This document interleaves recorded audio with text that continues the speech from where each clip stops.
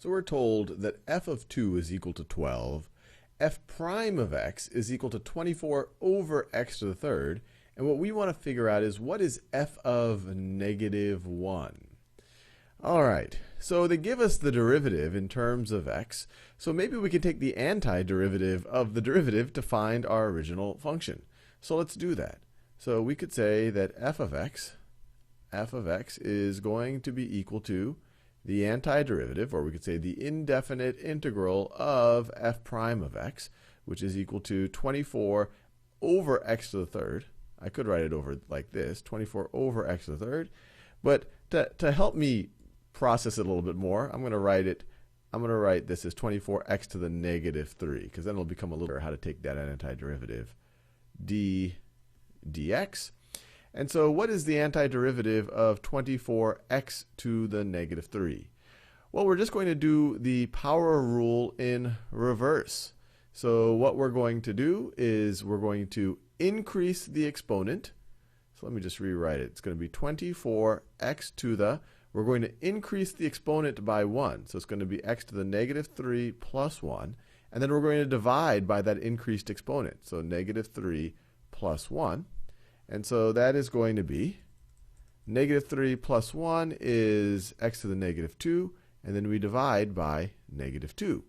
And if you're in doubt about what we just did, where we're kind of doing the power rule in reverse, now take the power rule, take the derivative of this using the power rule. Negative 2 times 24 over negative 2 is just going to be 24, and then you decrement that exponent, you go to negative 3. So are we done here? Is this f of x?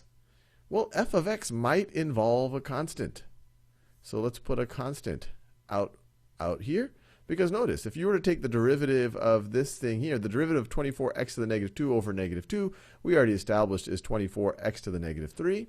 But then if you take the derivative of a constant, well, that just disappears. So you don't see it when you look at the derivative. So we have to make sure that there might be a constant. And I have a feeling, based on the information that they've given us, we're going to make use of that constant. So let me rewrite f of x.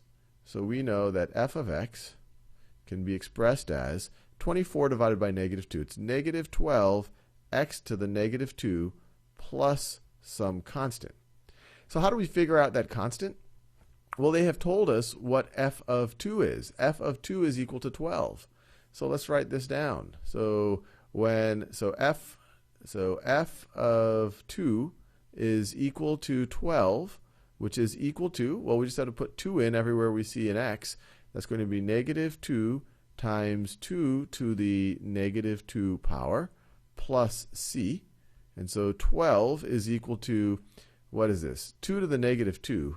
2 to the negative 2 is equal to 1 over 2 squared, which is equal to 1/4. So this is negative 12 times 1/4. Negative 12 times 1/4 is negative 3. So it's negative 3 plus c. Now we can add 3 to both sides to solve for c. We get 15 is equal to c. So, or c is equal to 15. That is equal to 15. And so now we can write our f of x as we get f of x is equal to negative 12, and I could even write that as negative 12 over x squared, if we like. Negative 12 over x squared plus 15. And now using that, we can evaluate f of negative 1. F of negative 1, where everywhere we see an x, we put a negative 1 there. So this is going to be negative 1 squared. So f of negative 1 is equal to 12 divided by, or negative 12 divided by negative 1 squared. Well, negative 1 squared is just 1. So it's going to be negative 12 plus 15, which is equal to 3. And we're done. This thing is equal to 3.